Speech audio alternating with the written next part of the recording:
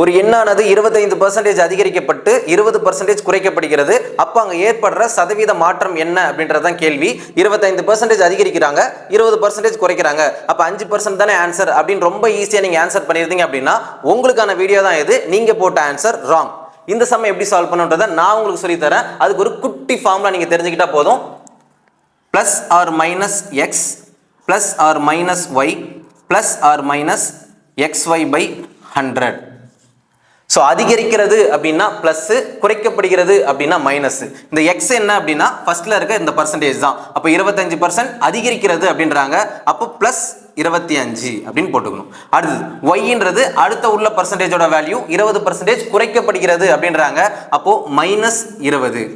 X ஒய்னா என்ன, ரெண்டு நம்பரையும் பெருக்கணும், சைனோட பெருக்கணும், plus into minus, minus 25 into 20 500 divide by 100.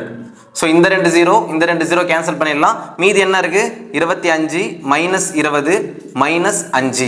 இதை சால்வ் பண்ணிங்க அப்படின்னா 25 ரெண்டும் சேம் சைனாக இருக்கு, ஆட் பண்ணிக்கலாம். So minus 25 minus 25 0. இப்போ ஆன்சர் ஜீரோன்றதுனால எந்த ஒரு சதவீத மாற்றமும் இங்கே நடக்கல அப்படின்றது தான் ஆன்சர். ஸோ சம் புரிஞ்சிருக்கும் நம்புறேன்.